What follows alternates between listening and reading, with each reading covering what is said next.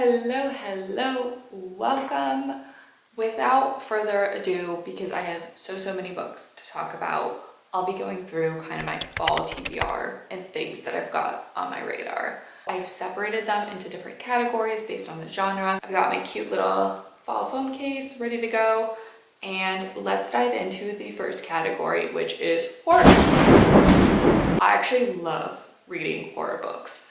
I absolutely hate horror movies. I can't watch them, like, eyes closed. Horror books, on the other hand, I can get behind. They can still be a bit spooky, they can be really fun, and I don't care whether they're supernatural, whether they're just like plain kind of like crime sort of horror.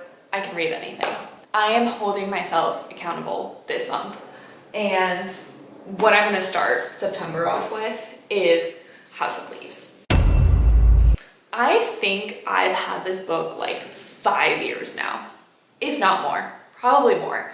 And I rarely buy books new. I rarely spend money on books. I go to free little libraries. I go to my library. I read on my Kindle. Like, that is my way of going about it. I don't need to accumulate a lot of books that I don't know whether I would like, which is a long story to say that I did spend money on this. I had a Barnes & Noble gift card, or maybe I was just really itching to buy something, and I was so excited to read this. Like, this is the holy grail of horror. I've heard about this book so many times. It's about a family that moves into a house, and this house kind of continuously changes as they kind of lose their minds. And the interesting premise about it is the book is written in kind of a weird, strange way. I think the farthest that I've made to it was like 100 pages, which is a good like chunk of it. And then I never continued. I went back to it the next year. I made it even like not as far, and then I think the last time I was reading I made it like barely through. So you are holding me accountable. I am holding myself accountable.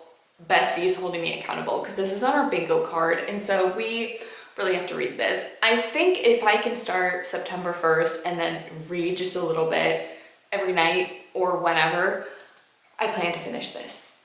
And let this be on record, if I do not finish this, it is going to a little library or something. Like, I cannot hold on to this thick of a book with it not being read. So first and foremost on the fall TBR, September 1st, House of Leaves. Yeah, wish me luck.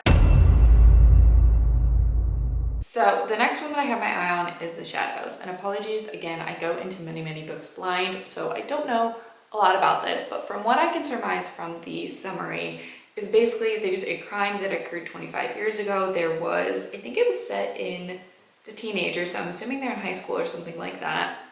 And this man, Charlie, committed a murder that absolutely shocked the town.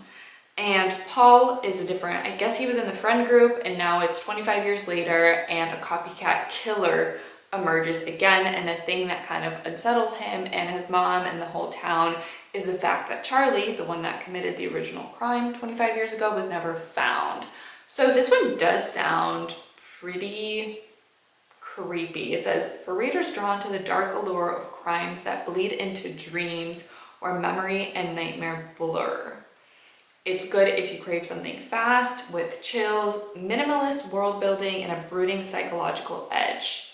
So it doesn't really have a lot of gore or anything like that, at least from what I can see from the title. It's about like 330 pages, so I think it'll be a quick one to rush through. And I think most of these horror ones I'll save for the month of October, but that is book 2. The next one that I have is Bunny, and this is set on a campus, and it follows our main character, Samantha, as she gets kind of like enticed by these group of girls that call themselves the Bunnies. And she gets kind of an invitation to join their kind of group, and they take part in a ritualistic off-campus workshop where they conjure their monstrous creations. The reason that I have this one on my radar, and I think it's been on my TBR for quite a bit of time, is the fact that I think she is writing a sequel, which is a prequel. What? Is it called Bunny 2? I don't want to lie to you. I don't know what the title of the second one is. We love you, Bunny. So I thought it would just be kind of fun to at least finally read this one. If I do get intrigued by it and actually like it, I can continue on with the sequel. So it seems like it's kind of more of a surreal horror. It's got some sort of literary, satirical reality. Seems like it's a fever dream of a book. And I've seen mixed reviews about this one as well. I think a lot of people either like it or don't like it. I think I'm gonna lean towards liking it is my hope. I mean, any book that I read I want to like, so that's funny. The next book that I have is A Certain Hunger, and this is a shorter one. It's only about 250 pages. This seems to be more of kind of a darkly comic horror, so I don't think it's going to be as serious or as scary compared to some of the other reads.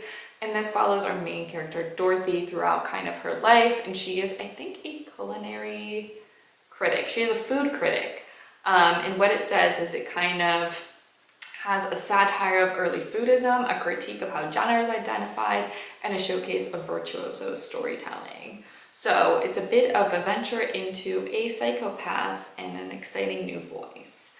So I think this one will be, again, less serious, maybe more of like a palate cleanser, but I've had it on my TBR for so long and I am trying to clear my way through my TBR because there are so many books that I want to read. So that is A Certain Hunger. And then the last book I have on this list, as I think more so of a typical horror book, is The Last House on Needless Street. This one I have attempted before. I think I've had the audiobook and I just like wasn't as much in the mood for it. But this is the story of a serial killer, a stolen child, revenge, death, in an ordinary house at the end of an ordinary street. You may think you know what's inside, you think you've read this before, and that's where you're wrong. Bestie wants to read it. Bestie wants to read it. So Bestie, we might be reading this one together. So it says kind of a psychological horror, monstrous deeds, and wounded humanity. If you crave creeping dread, unreliable narration, and claustrophobic interiors. So maybe I'll have to space out reading House of Leaves and The Last House on Needless Street because I don't want them to kind of coincide a little bit too much, but we'll see. I guess maybe I'm into the house horror. I lied. I remembered one more that I actually had my eye on, and that was The September House. So this is the last one I'm gonna bring up in the horror category.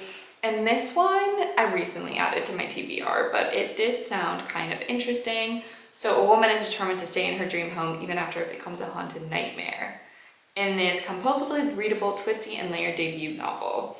So again, I think I'm into a house horror. We Used to Live Here was, in my mind, such a good horror book. It took on such an interesting twist, so I feel like this genre of being in a house, which is so familiar and comforting, to be twisted into a horror take is gonna be, like, I'm into it, is all I'm gonna say. So I'm clearly the topic of my little horror books for this fall TBR are house horror. Maybe I'll like that, but this is a new genre for me, but we'll see how I like it. And then the next category of genre that I want to delve into is thriller. The first one that I have on my thriller list is Kill for Me, Kill for You. Bestie actually read this and I think really enjoyed it. She gave it a 4.5, which is pretty high. And so this says it's for fans of The Silent Patient and Gone Girl, which I do really like. It's a psychological thriller about these two women that basically meet one night at the bar and they kind of start talking about the men that ruined their lives. So they enact this pact that, you know what, you kill for me, I'll kill for you. And it kind of goes from there. So I'm interested. I think this will be a fun, fast-paced read. It's only about like 300 pages or so. So I also like thriller. Thriller does have to be done good where the people are not necessarily like super stupid. I find that to be aggravating where I'm just like, you are knowingly making the stupidest decisions I've ever read. So if Bestie gave this one a really high rating, I have high hopes for it. So that's the first one. The next one that I have on my list is The Secret Place, and this is by Tana French. And I was on kind of a like quick reading sprint through the Dublin Murder Squad way back when. And this book kind of follows this murder squad in Dublin, obviously, as they investigate murders. And it's part of a series, but each book kind of follows a different person very in depth. The one that I absolutely love from the series was book 2, which is The Likeness. I think it's the most well-known one. This follows a woman that kind of gets into this college group. So she's a detective and there's a murder among college students, so she kind of infiltrates and goes undercover. It is what I wanted The Secret History to be, and it is so much better than The Secret History in my opinion, so I love that one and ate that one up. If you want dark academia, if you want thriller, highly, highly recommend. And then I've continued on with the series, and I've honestly rated them fairly high, between like a 3 to a 4 star, which like for a thriller is pretty good. The audiobooks are also very easy to listen to. They're very nicely like edited and done. And so The Secret Place is book 5, which is what I'm on now. And this, let's see, a boy was found murdered at a girls' boarding school and the case was never solved. Detective has been waiting for a chance to join this murder squad when 16-year-old Holly arrives in his office with a photo of the boy with the caption, "I know who killed him." And so they reopen the case. And the nice thing about this is it's kind of interconnected, so you see a lot of the old characters from the old novels. They play more of kind of like a background role. Like I said, one character, one case is really like the sole focus of it, and you really dive into their history and their background and everything like that. So I'm excited to continue on with this series. I have book 5 and book 6 left to get through, so that is another thriller I highly, highly recommend.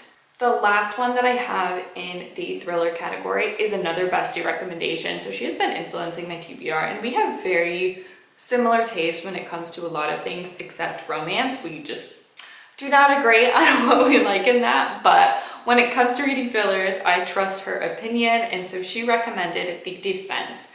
This is a courtroom drama. She, I think, started from like book 4 or 5. There are like a lot in this series. I am a person that has to start from book 1, even if it is absolutely horrible. The only thing that I won't do it for is like romances, where they're kind of standalone or, you know, follow different couples, but that's a long segue to say I have to start from book 1. She said it's nice to kind of know the characters that are, you know, involved. Okay, so it follows our main character, Eddie Flynn. He was a con artist and now he's a lawyer. Turns out those two aren't that different. Oh, okay. Oleg, an infamous head of the Russian mafia, has strapped a bomb to Eddie's back and kidnapped his 10-year-old daughter. He has 48 hours to defend Oleg in an impossible murder trial and win if he wants to save his daughter. I like thrillers like this. I don't think I've read any like courtroom drama in this case, but if it reads fast, which I think it does, it's like 300 pages. So again, another, I think, quick, fun little palate cleanser that I can definitely read in the month of September, maybe as like fall is kind of kicking off. I think that's when thrillers are top of mind.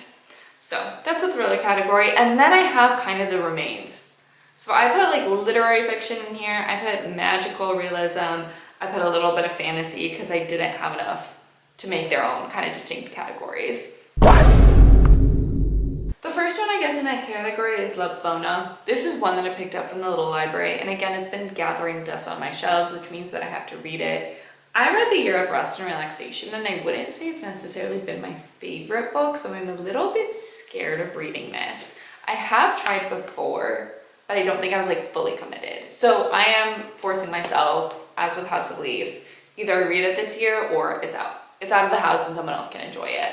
And Lapvona, I think, follows, what I can tell from the back is it follows a character named Marek, and he is an abused and delusional son of the village shepherd. He believes his mom died giving birth to him. He has a bond with a village midwife, Ina, who has suckled him when he was a baby. And this kind of goes into crazy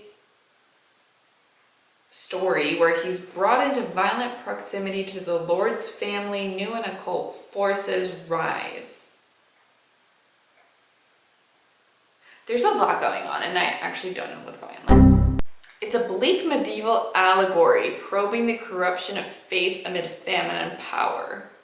Perfect if you relish grotesque beauty, unflinching cruelty, and slow burn tension.